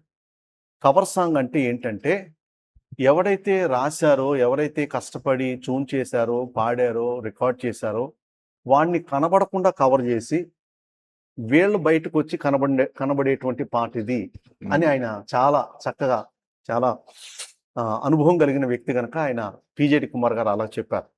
సో ఎవరైనా కనుక యూట్యూబ్లో పాటలు చేసేటప్పుడు పాట నేర్చుకుని మీ సొంత మ్యూజిక్తో పాడండి, తప్పులేదు. కానీ చాలాసార్లు ఏం జరుగుతుందనంటే, నేను కొన్ని ట్రాక్స్ ఇచ్చాను. నేను ఆంధ్రప్రదేశ్లో మ్యూజిక్ ట్రాక్స్ ఇచ్చింది నేను ఒక్కడనే. ఫస్ట్లో ప్రతి ఆల్బంలో ఒక మ్యూజిక్ ట్రాక్ ఉండేది. అది అందరూ కూడా ఎక్కడ పడితే అక్కడ, అంటే ఇన్స్ట్రుమెంట్స్ అన్ని చోట్ల ఉండవు కదా. ఈ రోజు అంటే కోకోలలో అయిపోయాయి, ఆ రోజుల్లో ఇన్స్ట్రుమెంట్స్ లేవు. అందుకని నేను 1 లేదా 2 పాటలు ట్రాక్ ఇచ్చేవాడు. ఆ ట్రాక్ మీద వాళ్ళు ఎక్కడైనా సువార్త చేయడానికి ఉపయోగపడుతుందని. కానీ ఈ రోజున ఏమైపోయిందనంటే, ఆ ట్రాక్స్ని ఉపయోగించి లేదా ఇప్పుడున్న టెక్నాలజీలో నా వాయిస్ తీసేసి ట్రాక్ను తయారు చేసుకుని, కరార్కే సిస్టమ్ అంటారు ఏదో, ఆ కరార్కే సిస్టంలో లాగా నా వాయిస్ మెయిన్ వాయిస్ని తీసేసి వాళ్ళే వాయిస్తో పాడుకుని వాళ్ళ మ్యూజిక్ వాళ్ళ ట్యూను వాళ్ళే పాట రాసినట్టుగా యూట్యూబ్లో అప్లోడ్ చేస్తున్నారు. అది చాలా ఘోరాతి ఘోరం. మనకి పుట్టని పిల్లల్ని తండ్రిగా నీ పేరు రాసుకోవడం అంత దారుణమైన విషయం అది. సో మీరు ట్యూన్ తీసుకోండి, మీరు పాడుకోండి, మీ సొంత మ్యూజిక్తో మీరు లైవ్లో పాడుకోండి, దాంట్లో ఆక్షేపణ ఏమి లేదు. కానీ దానికి కూడా మీరు ఒక ఎక్నాలజ్మెంట్ ఇవ్వాలి. ఈ పాట రాసింది పలానా డాక్టర్ ఆకుమర్తి డానియల్ గారు, ఈ పాట రాసింది ఐజక్ రాజు గారు, ఈ పాట రాసింది అద్దంకి రంజిత్ తోఫిర్ గారు. ఇలాగ ఎవరైతే పాట రాశారో, ట్యూన్ చేశారో వాళ్ళు రచన స్వరకల్పన అని చెప్పి ఒరిజినల్గా ఎవరైతే పాడారో, ఎవరైతే రాశారో వాళ్ళకి క్రెడిట్స్ ఇవ్వాలి. కనీస జ్ఞానం లేకుండా, కనీసం వాళ్ళ యొక్క ప్రస్తావన లేకుండా వీళ్ళే రాసినట్టుగా, వీళ్ళే ట్యూన్ చేసినట్టుగా, వీళ్ళే పాడేసి వీళ్ళంతటి వీళ్ళు యూట్యూబ్లో అప్లోడ్ చేస్తున్నారు. అది చాలా గర్హించాల్సినటువంటి విషయం. ఇది చాలా అన్యాయమైనటువంటి విషయం. దీని విషయంలో కూడా క్రైస్తవులుగా మనము దేవునికి లెక్క అప్పచెప్పవలసిన వారమైనా కనుక ఎవరి పాట అయినా కానీ, మీరు ఎవరి పాట అయినా కానీ మీరు పాడుకుంటే కనుక వారికి క్రెడిట్స్ మీరు పెట్టండి. పలానా ఆయన రాశారని చెప్పి ఆ రాసిన వ్యక్తిని గురించినటువంటి మాటలు మీరు పెట్టండి. చాలామంది బుక్స్లో కూడా పాటలు వేసుకుంటారు. ఇప్పుడు ఆంధ్ర క్రైస్తవ కీర్తన పాటలు పుస్తకం ఉందనంటే ఎవరెవరు ఏ పాట రాశారు అన్నట్టు కింద రచయిత పేరు ఉంటుంది. రచయితను బతికించండి. మీరు మీ ఇష్టానుసారంగా మీ పాటల పుస్తకాల్లో మీరు ప్రింట్ చేసుకుంటున్నారు. నిన్నటి దినాన ఈ రోజున మీ పాటల పుస్తకం చూశాను. అందులో వెండి బంగారాలు ఆకుమర్తి డానియల్ అని చెప్పి చక్కగా మీ పాటల పుస్తకంలో రచయిత పేర్లు కూడా వేశారు. కానీ తెలియకపోతే తెలుసుకోవచ్చు. ఈ రోజులో తెలియకుండా ఉండేటువంటి అంత డార్క్ పీరియడ్లో మనం లేము. సో మ్యాక్సిమం రచయిత ఎవరన్నది తెలియకుండా పోదు. తెలుసుకోండి. సాధ్యమైనంత వరకు తెలుసుకుని వాళ్ళ పేరు మీ పుస్తకాల్లో ప్రింట్ చేస్తే రచయిత బ్రతుకుతాడు, పాట ఎలాగా బ్రతుకుతాడు. సో రచయితను కూడా బ్రతికించాల్సినటువంటి బాధ్యత క్రైస్తవ సంఘం మీద, కళాకారుల మీద ఉంది అన్న విషయాన్ని నేను మీకు తెలియచెప్తున్నాను. ఇదే విషయాన్ని డాక్టర్ ఏఆర్ స్టీవెన్సన్ గారు కూడా చాలాసార్లు ఆయన ఇంకా ఘాటుగా కూడా చెప్పిన సందర్భాలు మనము చూస్తూ ఉన్నాం కదా. ఇది చాలా అన్యాయమైనటువంటి విషయం. దాని విషయమై మీరు ఆలోచించాలి. ఇది కోపం తెచ్చుకుని మనం కేసులు వేసి వాళ్ళని ఏదో స్టేషన్కి ఇచ్చి అటువంటి పరిస్థితి కాదు మనది. కానీ న్యాయబద్ధంగా మీరు కనుక ప్రవర్తించగలిగినట్లయితే పాట బ్రతుకుతుంది, రచయిత బ్రతుకుతాడు, మీరు కూడా ఆ పాట ద్వారా లబ్ధి పొందేటువంటి అవకాశం ఉంటుంది. అదేదో మీరే రాసి, మీరే పాడి, మీరే స్వరకల్పన చేసినట్టుగా డైరెక్ట్గా నా ట్రాక్స్ వాడేస్తున్నారండి, వాడేసి పెట్టేస్తున్నారు. ఇది చాలా అన్యాయమైన విషయం. ఆకుమర్తి గారు ఏం మాట్లాడడం, మెతగ్గా ఉంటాడు అని ఒక మిగతా వాళ్ళ జోలికి వెళ్ళటానికి అంత తెగించరేమో కానీ, మరి నా విషయంకి వచ్చేటప్పటికి ఎందుకో ప్రజలకి పర్వాలేదు అన్న ఏమో అనుకోడులే అన్న ధోరణిలో ఇలా జరుగుతూ ఉంది. దయచేసి అలా చేయొద్దని నేను ఈ ఇంటర్వ్యూ ముఖంగా నేను తెలియచేస్తున్నా. అలా చేస్తే మనం దేవుని దృష్టిలో దొంగలం అయిపోతాం. అంతే కదా. వేరే వ్యక్తి యొక్క పనిని దొంగలించిన వాళ్ళం అయిపోతాం. నేను చాలా మంది వేరే ఆథర్స్ లిరిసిస్ట్ రాసిన పాటలు నేను చేశాను సత్యదేవచన యూట్యూబ్ ఛానల్లో. చాలా మంది వాళ్ళ పర్మిషన్ తీసుకొని చేశాను నేను. వాళ్ళని అడిగి, కొంతమంది లిరిసిస్ట్ సింగర్స్ అయితే వాళ్ళు ఇప్పటికి కోరుకుంటున్నారు, అయ్యా చెయ్యండి, మా పాటలు చేయండి, మా పాటలు చెయ్యండి అంటే దాదాపు ఎవరు అబ్జెక్ట్ చేయరు. వాళ్ళ ట్రాక్ వాడనంత వరకు ఎవరు అబ్జెక్ట్ చేయరు. ఇప్పుడు నా పాట మీరు పాడితే, ఇంకొకళ్ళు పాడితే ఇంకో 10 మంది పాడుకుంటే పాట బ్రతుకుతుంది కదా. అవునండి. సో నేననేది ఏంటంటే పాటతో పాటు రచయితను క్రెడిట్ ఉండాలి. రచయితను కూడా అదే మీరు అన్నట్టు ఇది పాట మనం రాయకుండా మేమే రాసినాం అని వేసుకోవడం మాటికి తప్పు. ఆ దేవుని దృష్టిలో మాత్రం వాళ్ళు చాలా ఘోరమైన శిక్ష. మేమే రాసామని వాళ్ళు వేసుకోకపోయినా రాసిన వాడి పేరు వేయకపోవడంలో కూడా అదే అర్థం తప్పు ఉంటుంది. వేయాలి. ఫలానా వ్యక్తి పాట రాశారు, ఎవరు రాగం ఎవరు కట్టారు, దీని ఒరిజినల్ లిరిసిస్ట్ ఎవరు అన్నది వేయాలి. వేసిన తర్వాతనే మనం దాన్ని బయటకు తీసి ప్రజలకు అందిస్తే అది దేవుని దృష్టిలో కూడా మెచ్చుకోదగిన పరిచర్య అవుతుంది. లేకపోతే అది కానే కాదు. ఎందుకంటే నేను వ్యక్తిగతంగా చాలా మంది సింగర్స్తో కాంటాక్ట్లోకి వచ్చాను. నేను మీతోని కూడా కాంటాక్ట్ అయిపోయిన అడిగాను, ఉమ్, మీ పాటలు చేయడానికి మాకు ఏమైనా పర్మిషన్ ఇస్తారా ఉమ్, అంటే మీరు ఏమన్నారు, నీతో సమం ఎవరు అన్న పాట మీరు చేయండి, yes, ఓకే దాన్ని ఉమ్, నేను అగ్రి అవుతున్నా, కానీ ఏ సమయం అందని కొంచెం ఆగండి, మేము అది చేస్తున్నాం, రీమేక్ చేస్తున్నాం, అవును, అది కొంచెం తమిళ్ వర్షన్ హిందీ వర్షన్ మీరు అవును, మాట్లాడారు, అవును, అవన్నీ ప్లానింగ్ లో ఉన్నాము కాబట్టి కాస్త మీరు ఆగండి, కానీ ఒకవేళ నీతో సమం ఎవరు అన్న పాట మీరు చేయాలనుకుంటే చేయొచ్చు బ్రదర్ అని మీరు yes, పర్మిషన్ కూడా ఇచ్చారు. అయితే ఇప్పుడు ఆ పాట నిజంగా వాస్తవంగా చెప్పారంటే దరిదాపు ఒక నెలలో 1-2 సార్లు వాడుకుంటాం ఆ పాట, నీతో సమం ఎవరు అన్న పాట. సువార్త సభలలో వాడతాం ఆ పాట, ఎంతో మంది పాడంగా కూడా విన్నాం. దాని నేపథ్యం కూడా కొద్దిగా చెప్పండి మీరు. ఆ ఆ పాటలో అబ్జర్వ్ చేస్తేనండి, నీతో సమం ఎవరు అన్నటువంటి పాట సాటిలేని దేవుడు అనేటువంటి ఆల్బంలో రికార్డ్ చేశాం. అది నా 4th ఆల్బం. సో అంతకుముందు మంచి దేవుడు, తర్వాత విమోచకుడు, తర్వాత చాలిన దేవుడు, ఈ 3 ఆల్బమ్స్ చేసాం. ఆ 3 ఆల్బమ్స్ పేర్లు వచ్చేలాగా 3 చరణాలు రాశాను. నీవేగా మంచి దేవుడు అని ఉంటుంది మొదటి చరణం ఎండింగ్లో, రెండో చరణం ఎండింగ్లో నీవేగా విమోచకుడు అని ఉంటుంది, మూడో చరణంలో నీవేగా చాలిన దేవుడు అని ఉంటుంది. ఉమ్. సో పల్లవిలో నీతో సమం ఎవరు అంటే సాటిలేని దేవుడికి సంబంధించి ఒక టైటిల్ సాంగ్ కింద. సో ఈ 4 టైటిల్స్ వచ్చేలాగా ఆ పాటను ఆవిష్కరిస్తూ ఒక అద్భుతమైనటువంటి సువార్తను, అది పాట పాడకపోయినా చదివిన ఒక సువార్త వెళ్ళేటట్టుగా దేవుడు నాకు ఆ పాటను ఇచ్చాడు.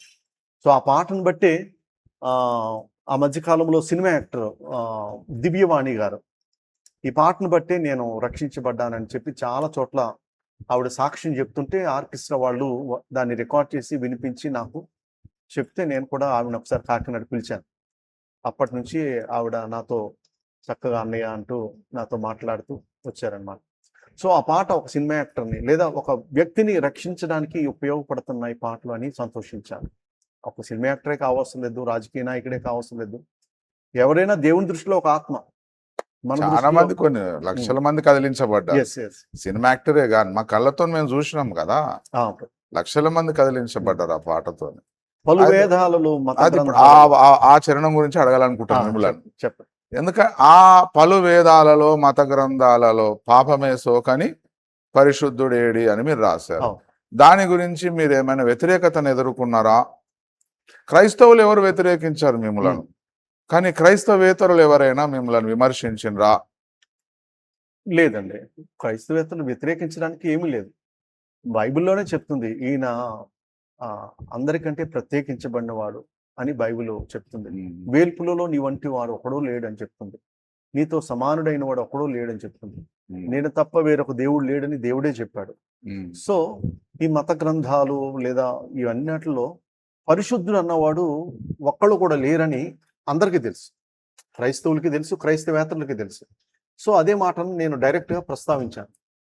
పలు వేదాలలో మత గ్రంథాలలో పాపమే సోకని పరిశుద్ధుడేడి, నీలా ప్రేమ గల జాలి గల దేవుడేడి, నీవేగా విమోచకుడు. అంటే మీరు సాఫ్ట్ గా అడుగుతున్నారు, టు బి ఫ్రాంక్, హార్ష్ గా పోకుండా ఒక సాఫ్ట్ కార్నర్ గా మీరు సాఫ్ట్ గా అడుగుతున్నారు. పాపం చేయనోడు ఎవడని ఉన్నాడా, పరిశుద్ధుడు ఉన్నాడా, యేసు తప్ప. అయితే ఇక్కడ క్వశ్చన్ ఏమేమి ఎరేజ్ అవుతుంది అంటే, మీరు ఓన్లీ మన బైబిల్నే కాదు అన్ని మత గ్రంథాలను మీరు ఎత్తి పడుతున్నారు ఒక్క చరణంలో. పాటకుండే పవర్ అది. ఒక 2 గంటలు 3 గంటల ప్రసంగం చేయలేంది 5 నిమిషాల్లో చెప్పచ్చు, ఒక 2 నిమిషాలు ఒక చరణం ఒక పల్లవితో కథం చేసేయచ్చు. 2-3 గంటల్లో అయ్యే పని ఒక చరణం ఒక పల్లవి కరిగించి పడేస్తుంది ఒక వ్యక్తిని. అయితే ఇప్పుడు మీరు అన్ని మత గ్రంథాలను ఎత్తి పట్టుకున్నారు, అందుకే నేను అడుగుతున్నా, ఇతర మతస్థుల ద్వారా ఏమైనా మీకు ఇబ్బంది కలిగిందా? లేదు, ఇప్పుడు వరకు ఎవరు కూడా దాన్ని క్వశ్చన్ చేసిన లేరు. దేవుని దయ, దేవుని కృప. నేను చెన్నైలో ఉన్నప్పుడు గురుకుల్ అని ఒక థియలాజికల్ కాలేజ్ ఉంది. ఆ గురుకుల్ థియలాజికల్ కాలేజ్లో చదువుతున్నటువంటి ఒక పాస్టర్ గారు బీడీ అయిపోయింది, ఎంటీహెచ్ చేస్తున్నాడు. ఆయన నాతో చాలా కాలం క్రితం చెప్పింది ఏంటంటే, మీ సాంగ్స్ లాజికల్గా ఉంటాయి, థియరిటికల్గా ఉంటాయి, బిబ్లికల్గా ఉంటాయి, రేషనల్గా ఉంటాయి. సో మీ సాంగ్స్ని క్వశ్చన్ చేయడానికి ఇవన్నీ విధాలా ప్రూవెన్, అన్ని ఏరియాస్లో కూడా ప్రూవెన్ సాంగ్స్ ఇవి కనుక వీటి మీద నేను డాక్టరేట్ చేయాలి అని అనుకుంటున్నాను బ్రదర్ అని చెప్పి నాకు చెప్పారు. నాకు చాలా సంతోషమైంది. ఉమ్. ఆయన చేశాడో లేదో నాకైతే తర్వాత ఇన్ఫర్మేషన్ లేదు. ఒకవేళ చేసినా చేసి ఉండకపోయినా ఒక థియోలాజియన్‌కి అలాంటి ఆలోచన మీ పాటల మీద నేను ఒక డాక్టరేట్ చేయాలనుకుంటున్నాను, థీసిస్ చేయాలనుకుంటున్నాను అని ఒక మాట యథార్థంగా నాతో వచ్చి చెప్పడం, అది ఒక విధంగా నాకు ఒక విజయం కింద లెక్క అది. యాహ్! దేవుడు ఆల్రెడీ ఆమోదించేసిండు. అది. అట్లా. మనుషులు ఆమోదిస్తారు, ఆమోదించకపోవచ్చు. దేవుడు ఆల్రెడీ దేన్నైతే అవును. ఆమోదించిండు అది మనకి ఇచ్చేసిండు. ఒక గాయకుడు ఇప్పుడు 32 సంవత్సరాలు నిండి ఒక గాయకుడు 32 సంవత్సరాలు కంటిన్యూగా పాడడం అనేది ఈ రోజుల్లో అది సాధ్యమయ్యేటువంటి విషయం కాదు. ఈరోజు అందరూ కూడా సింగిల్ సాంగ్ సెలబ్రిటీస్. ఒక పాటతో పైకొచ్చి, ఒక పాటతోనే కనబడి, తర్వాత మరలా ఎక్కడ అడ్రస్ లేనటువంటి ఒక తరంలో మనం ఉన్నాం. నాకు తెలిసి పాతకాలంలో బిల్మోరియా గారు, పెజ్రా శాస్త్రి గారు, కొంతకాలం బాలరాజు గారు, ఆ తర్వాత కాలంలో మరి వచ్చినటువంటి వాళ్ళలో జిత్తుగా ఆశీర్వాదం గారు, తర్వాత నేను ఆకుమర్తి డానియల్‌గా, తర్వాత ఏఆర్ స్టీవెన్సన్ గారు. ఇంకో ప్రక్క చూస్తే దియా ప్రసాదరావు గారు. ఇంకా ఎవరన్నా ఒక నలుగురు, ఐదుగురు ఉంటే ఉండొచ్చు. హ్యాండ్‌ఫుల్. సంవత్సరాల తరబడి పాటను ప్రకటిస్తూ, పాట ద్వారా ప్రకటిస్తూ, పాటను పాడుతూ వచ్చిన వాళ్ళు వెరీ హ్యాండ్‌ఫుల్. కానీ ఈ రోజున చెప్పండి, ఒక 20 సంవత్సరాలు కంటిన్యూగా ఒక గాయకుడిగా ఫుల్ టైమ్ ఉన్న వాళ్ళు ఎవరున్నారు? ఓ 30 ఇయర్స్ ఉన్న వాళ్ళు ఎవరున్నారు? అలా ఉండడానికి కూడా ఇప్పుడు అవకాశం లేదు. ఇప్పుడందరూ కూడా single song celebrities. And more over మీకు తెలియంది కాదు, ఇప్పుడు టాలెంట్ కన్నా టెక్నాలజీకే ఎక్కువ ఇంపార్టెంట్. సో టెక్నాలజీ వచ్చి టాలెంట్‌ని సబ్స్టిట్యూట్ చేస్తూ వచ్చింది. ఏఐ వచ్చింది. ఏఐ ద్వారా ఈ రోజున పాటలు పాడవలసినటువంటి అవసరత, దాని యొక్క ఇంపార్టెన్స్ ఏమాత్రం కూడా కనబడనటువంటి పరిస్థితి మనకు కనిపిస్తుంది. 5 నిమిషాల్లో ఒక పాట అయిపోతుంది. 10 నిమిషాల్లో ఒక పాట అయిపోతుంది. ఒక 3, 4 అవర్స్ కూర్చుంటే ఒక వీడియో అయిపోతుంది. సో మనుషులకు ఉన్న టాలెంట్ కంటే, అంటే టెక్నాలజీ కూడా టాలెంట్ మీద ఆధారపడి ఉంటది. కొనేసుకుంటే దాన్ని మట్టుకు అది వీడియో అయిపోదుగా. ఇప్పుడు ఒక మంచి కాస్ట్‌లీ ల్యాప్‌టాప్‌లు లేదా కాస్ట్‌లీ సాఫ్ట్‌వేర్‌లు అన్నీ కొనేసి బీరువాలో పెడితే మరుసటి రోజు తీసేటప్పటికి పాట రాదు. అది చేయడానికి కూడా టాలెంట్ కావాలి. నేననేది టెక్నాలజీకి సంబంధించిన టాలెంట్ కాకుండా పాడే తలాంతు, రాసే తలాంతు. నాకు ప్రేమ గురించి ఒక పాట అంటే అదే రాసి ఇచ్చేస్తుంది. అలాంటి పరిస్థితి మనకు కనిపిస్తా ఉంది. సో యూనో పాటల ఒరవడి పరిస్థితి, ప్రస్థానం ఈ విధంగా ఉంటూ వస్తుంది. యాహ్! ఇప్పటి తరము మరి పాటలు సింగర్స్‌కైనా, పాటల రచయితలకైనా మీరు వాళ్ళ పాటలు చాలా మంది గమనిస్తుంటారు, వింటుంటారు, చూస్తూ ఉంటారు.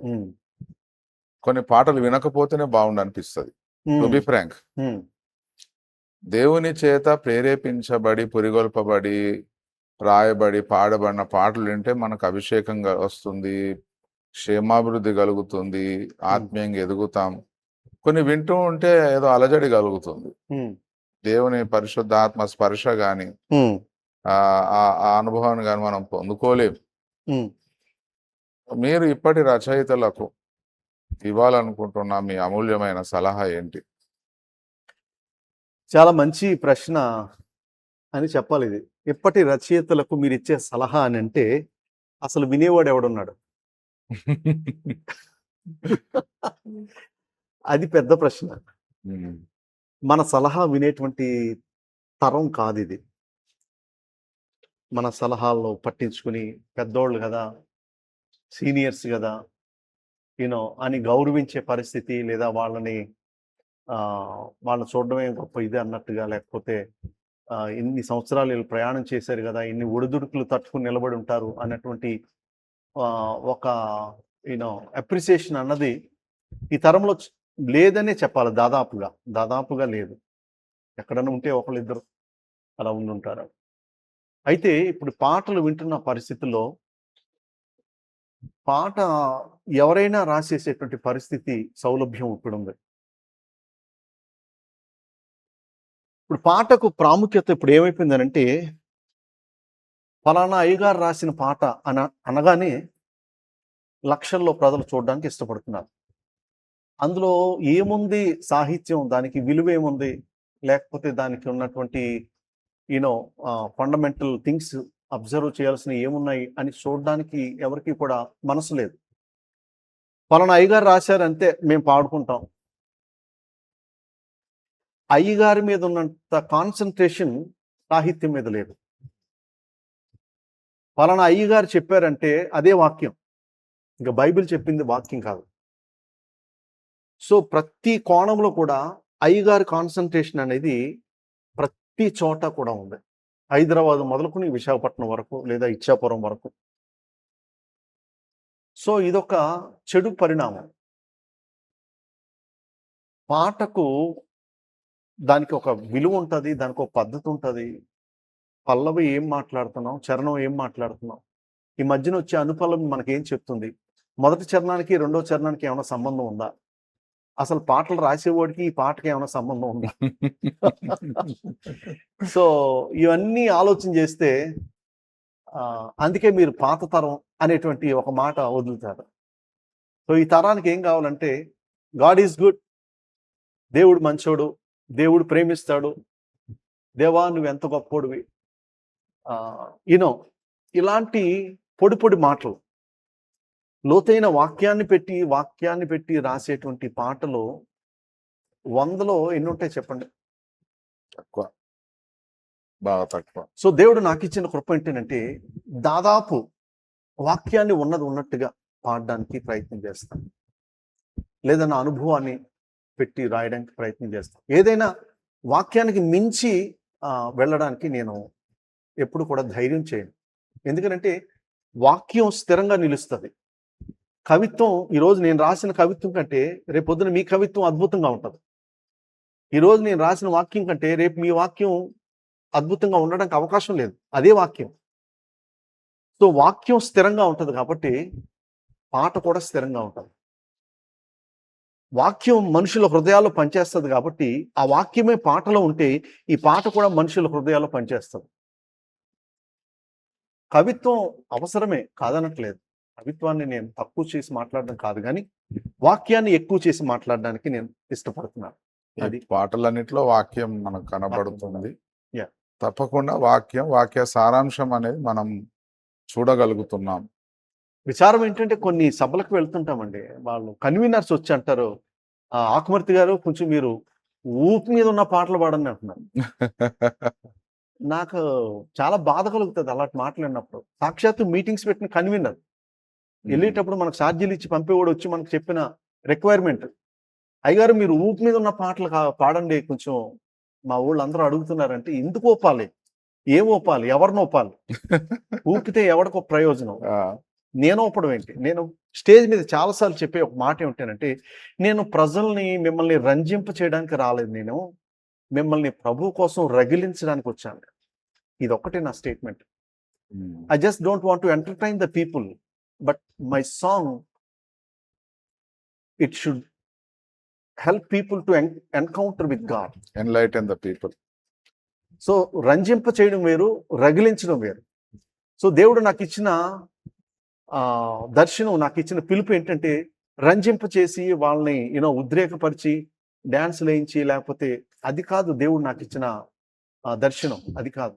నా పాట ఆలోచింప చేయాలి, నా పాట బాగు చేయాలి, నా పాట క్రమపరచాలి. అది వాళ్ళనే కాదు నన్ను కూడా క్రమపరుస్తూ ఉంటుంది. దావీదు అంటాడు, నేను పాడిన పాటను రాత్రి వేళ నేను జ్ఞాపకం చేసుకుందని అంటాడు. సో నా పాటలు నాతో చాలాసార్లు మాట్లాడతాయి, నా పాటలు ఇతరులతో కూడా మాట్లాడతాయి. సో రంజింప చేయడం, ఎంటర్టైన్ చేయడం కాదు నా పాట ఉద్దేశం.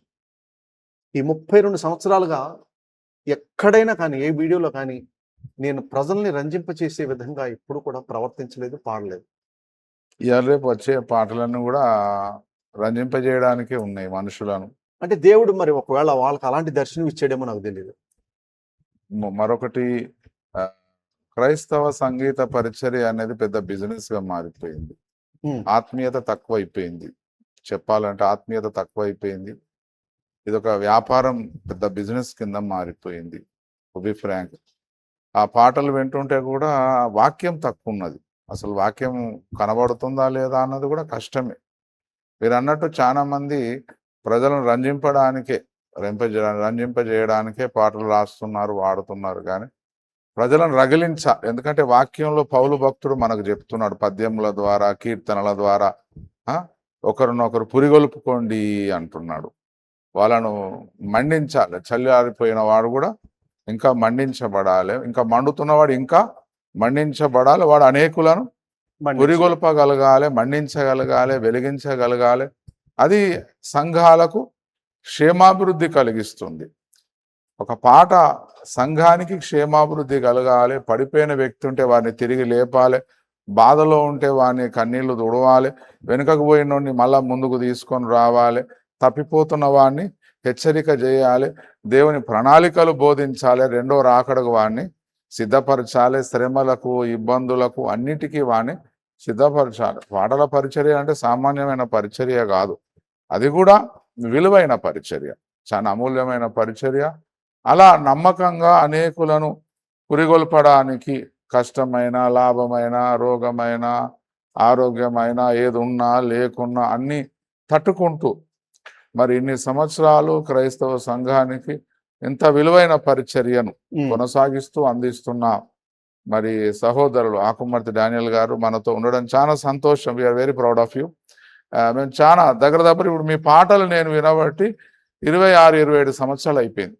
ఓకే, నేనే సాక్ష్యం. మీ పాటలు 26-27 సంవత్సరాల నుంచి ఏకదాటిగా వింటున్నాము, పాడుకుంటున్నాము, ఆదరించబడుతున్నాము. అనేక సభలలో, అనేక మీటింగ్స్లో, అనేక పెళ్లిలలో పాటలు కూడా పాడారు.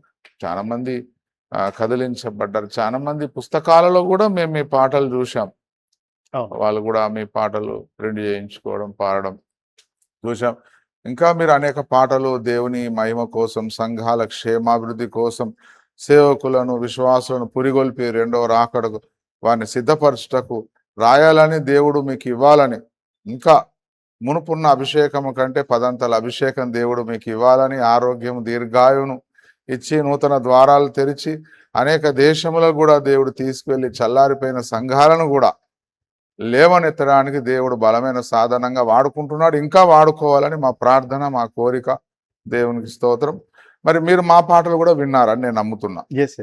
మరి మా గురించి మీరేమన్నా సలహా ఇస్తారా? మాకు ఏం చెప్తారు? టు బి ఫ్రాంక్, మీరు ఏది ఇచ్చినా మేము స్వీకరిస్తాం.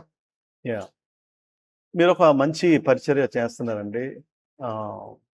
మీ పరిచర్యను విన్నప్పుడు నిజానికి విశాఖపట్నం నుండి ఇంత దూరం నేను రావడానికి కూడా కారణం అదే. మీ గురించి బయట ఒకళ్ళిద్దరు కూడా నాకు చెప్పడం జరిగింది. మనం ఎప్పుడో ఎన్ని ఇయర్స్ బ్యాక్ కలిసి ఉంటాం? 2008లో కలిసామండి. 2008లో కలిసాం. So almost 18 years. 18 ఇయర్స్ అవుతుంది.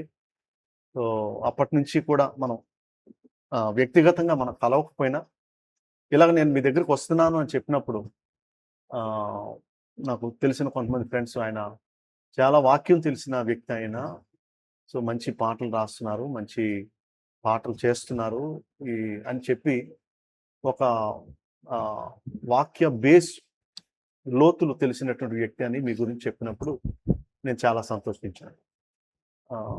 సో ఒక సత్యంలో మీరు నడుస్తూ ఉన్నారు. దానికి వ్యతిరేకంగా మీ పాటలు లేకుండా వాక్యానుసారంగా ఉండడానికి తగిన జాగ్రత్తలు మీరు తీసుకుంటున్నారు. మీరు కలిగి ఉన్నటువంటి తలాంతుని, టెక్నాలజీకి సంబంధించి మరి ఇతరులకు కూడా సహాయం చేయడానికి మీరు ముందుకు వస్తున్నారు. మీరే కాకుండా మీ కుమారుడు జాషువా మరి ఇంత సహాయకరంగా ఉండడం, మీ పరిచయం ఇంకా రాబోయే రోజుల్లో మరింత ఘనంగా ప్రభు కోసం వాడబడాలని నేను మనస్ఫూర్తిగా కోరుకుంటున్నాను. Thank you so much. అయితే ఒక చిన్న విషయం క్లారిఫై చేయాలనుకుంటున్నా. ఆర్టిఫిషియల్ ఇంటెలిజెన్స్ అని చాలా మంది పొరపాటు పడుతున్నారు. మానవ ప్రమేయం లేకుండానే చేస్తున్నారని చాలా మంది పొరపడుతున్నారు. అది లేదు, అట్లా కాదు. ఇప్పుడు నేను ఒక పాట, నేను నిద్రపోయేటప్పుడు లేకపోతే నిద్ర లేచేటప్పుడు, కొన్ని సందర్భాల్లో బాత్రూంలో ఉన్నప్పుడు పాట రాసిన స్నానం చేస్తుంటే పాట రాసినాను, ప్రయాణం చేస్తుంటే పాట రాశాను, ప్రయాణాల్లో ఎక్కువ నిద్ర లేస్తూ తెలియకుండానే పాట రాసేసాను. కొన్ని సందర్భాల్లో నేను పాట రాయనని మొండికేసి కూర్చున్నాను. ఎందుకంటే పాస్టర్ని కదండి, సంఘ కాపని, ఒక రోగం ఉన్న వాళ్ళకు ప్రార్థన చేయాలి, ఒకడు దయ్యం పట్టినోడు వస్తాడు, నాకు కుటుంబం ఉన్నది, చుట్టూ 10 గ్రామాలు ఉన్నాయి, తిరగాలి, గృహ కూడికలు ఉంటాయి, ఉపవాస ప్రార్థనలు, ఆరాధనలు, వీటన్నిటి మధ్యలో ఇది కూడా చేయాలంటే కొంచెం మళ్ళా నాకు ఇబ్బందిగానే ఉంటుంది. కానీ ఆ బిజీ షెడ్యూల్ని బట్టి కొన్ని సందర్భాల్లో నేను అనుకున్న రాసిన పాటలు ఇక చాలు, ఇక రాయ నేను అనుకున్నప్పుడు ఆ క్షణమే మరుక్షణమే మళ్ళీ దేవుడు దగ్గరుండి రాయించిన సందర్భాలు ఉన్నాయి. అవి నేను ట్యూన్ చేసి స్టూడియోలో కూర్చొని పల్లవి చరణాలన్నీ పాడి నేను ఆ స్టూడియోలో ఇచ్చి నా స్వరము నేను ఆర్టిఫిషియల్ ఇంటెలిజెన్స్కి ఇచ్చి అక్కడి నుంచి కేవలం సంగీతమే తీసుకుంటున్నాం. మీరు చేస్తున్న వర్క్ నేను వ్యక్తిగతంగా కళ్ళారా ఈ 2 దినాల్లో చూశాను కాబట్టి నేను అందుకే ఇంతకు చెప్పాను, సాఫ్ట్వేర్లు కొనేసుకుని ల్యాప్టాప్లు కొనేసుకుని బీరువాలు పెడితే తెల్లారేటప్పటికి పాట రాదు మనకి. దానికి కూడా ఒక మానవ ఆపరేషన్ అనేది అవసరం. మనం ఇచ్చేటువంటి కమాండ్స్ని బట్టే కదా అది బయటకు అవుట్పుట్ వచ్చేది. అయితే పని పాట లేకుండా నాకు ప్రేమ గురించి క్రైస్తవ సాహిత్యం కావాలి అని ఒకటి కొడితే అది ఏదో ఒకటి ఇచ్చేస్తుంది. అలా కాదు కదా మీరు చేసేది.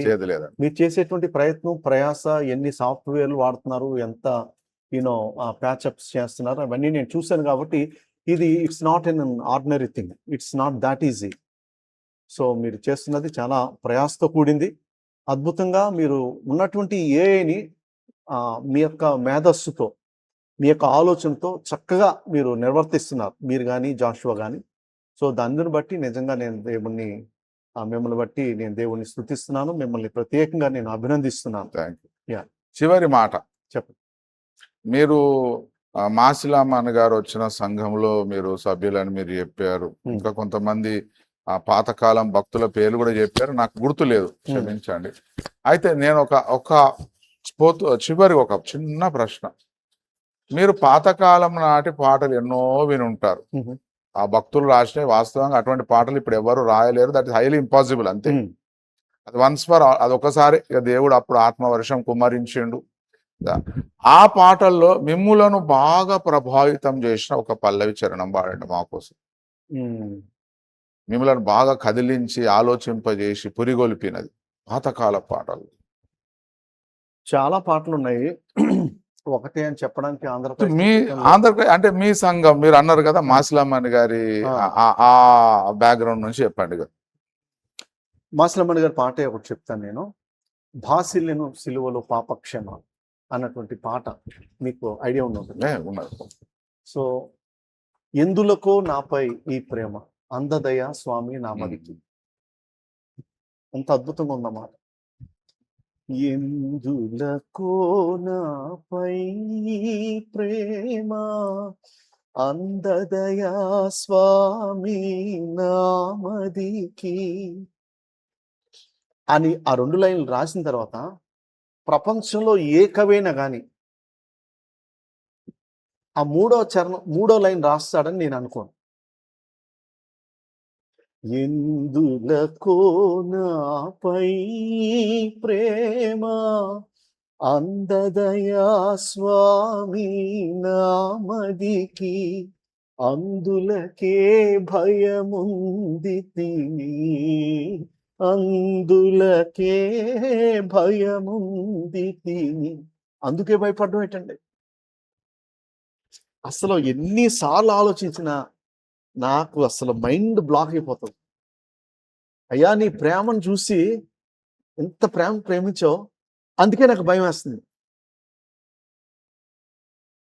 ఎంత ఆలోచన, ఎంత మేధావి, ఎంత దైవికమైన నడిపింపు ఆ పాటలో. ఒక్క మాట చాలు ఆయన ఎంత గొప్ప కవి అన్న చెప్పడానికి. ఆయన రాసిన పాట కదంటే ప్రభు ప్రేమ తొలికేక, చాలా వండర్ఫుల్. అదేంటిది? సమరయ స్త్రీ గురించి, మార్గము చూపుము ఇంటికి తప్పిపోయిన కుమారుడి గురించి.